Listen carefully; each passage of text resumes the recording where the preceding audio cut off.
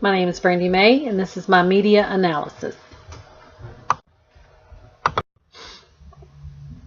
How has the Paris bombings affected the perceptions of Syrian refugees? When you think of a refugee from Syria, which of these pictures do you envision? I have taken 3 articles from The Voice of America, dated from November the 17th through November the 23rd. All of the articles were shortly after the Paris bombings, and all suggested an increased fear or phobia towards Syrian refugees attempting resettlement. A few of the common themes that were seen in the articles were fear, terrorist, terror, security, attacks, and backlash. I chose a color coding system for my words. Each word was given a designated color, and those colors will be seen throughout the articles in the slides to follow. The first article I'll talk about is the anti-West media backlash ripples through Middle Eastern after Paris attacks. This article was actually from the perspective of the media, who they felt was to blame for the strikes. Was it the U.S. that actually caused the attacks?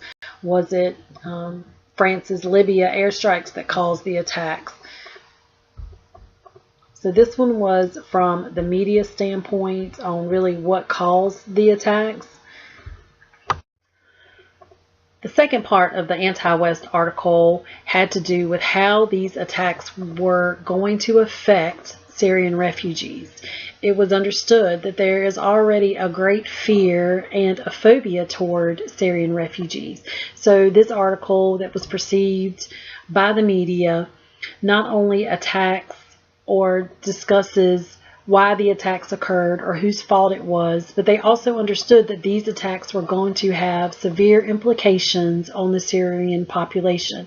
One of the quotes in the articles was, "The attacks will strengthen the hands of the Islamophobes and can be a warning to refugees in Europe." So it was understood that these attacks were going to have some great effects on the Syrian refugees. The second article was fear, frustration among refugees in Germany as terror tensions rise. This article was from 2 Syrian refugees who had made the trek for resettlement. It talks about how they are perceiving what others are feeling about them, that they're terrorists, that they're threatening, that they're here to attack, that they're causing fear by being here, or that there's some kind of security breach by them being here. They mention that they can feel people talking about them and that people feel that there are terrorists among them.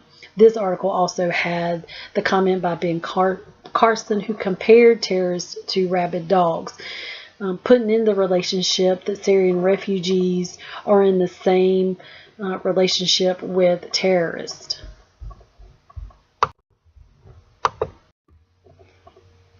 My third article is called Refugees in Belgium Voice Fear of Backlash. It is again from the perspective of several Syrian refugees who have made the trek for resettlement, and it is about what they are perceiving from others since the Paris attacks. They believe they will be targeted, and they are fearful that the government is calling for an immediate or an imminent threat or terrorist attacks when talking about Syrian refugees.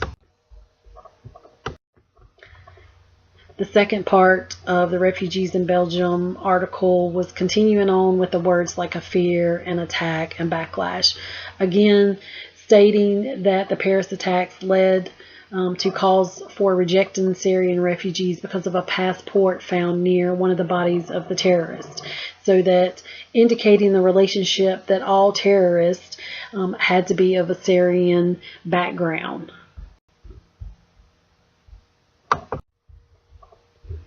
So when asking the question, how has the Paris bombings affected the perceptions of the Syrian refugees, we can see that the word attack was used 25 times, that terror was used 10 times, fear was used 7 times, and threat was used 5 times.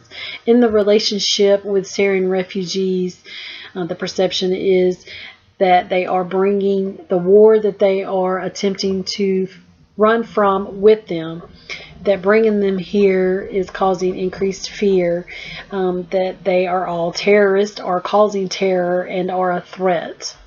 When actuality, they are human beings who are running from a war-driven country and just want a chance at safety.